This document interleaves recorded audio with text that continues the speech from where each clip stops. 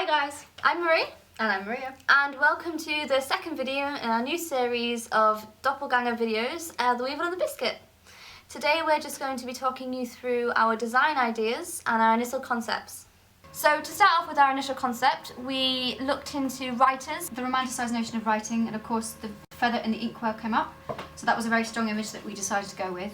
The feathers are very fragile, they're very light, and they can really help with representing the condition that Robert was in at the time. He was a very sick man, he was very ill. So in contrast to that, Fanny is the black inkwell. She's strong and firm, and she is also the feathers inspiration. That's where Robert Louis Stevenson takes his ideas from, and that's what nourishes him. Fanny is Robert's support system. Yep. That codependency is really what is so striking in this play. And they come together, just as a feather and an inkwell does. Extending on the feather metaphor, Fanny is represented by the bird, and this is for a number of reasons. The first reason being that in the script and in real life, Robert Louis often referred to Fanny as a bird and as bird-like. The second reason being her personality.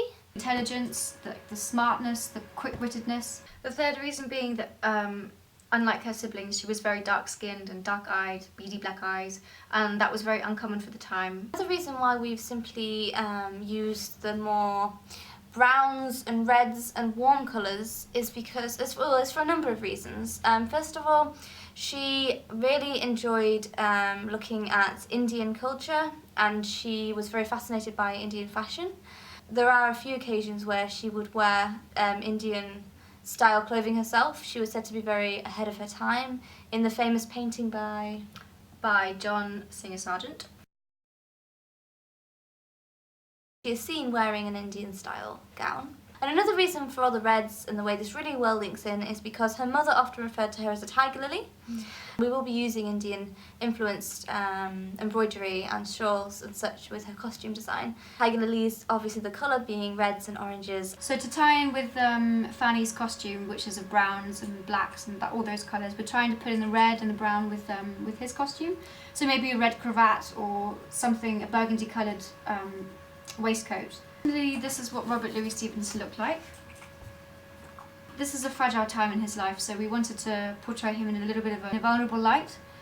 So to maybe put him in a men's nightgown. Because we sort of came up with the idea that, he was trying to get himself dressed in half, had half a cravat on, had trousers, half a slipper on, a little bit bedraggled, but he's trying to make an effort. But he can't quite get, he can't quite manage it because of his illness. He doesn't quite want to believe that he's as sick as he is, but he knows the reality of the situation. Exactly. Yeah. But he still wants to try. It also ties in with more of a sepia look. It makes it look aged, and it makes it look historical.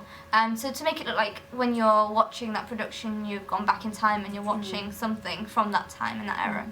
Our director and writer decided that they wanted it to be almost as if you're stepping into their living room and you're in their comfort zone. And it's Fanny who's welcoming you in, but at the same time she doesn't know if she wants you there or not. But to really make you feel at home. So you walk outside from your everyday life where we're full of colour, and you just walk into a sepia room. It just puts you into a new environment and a new mindset, psychologically, and helps you just blend in with it and feel like you're there.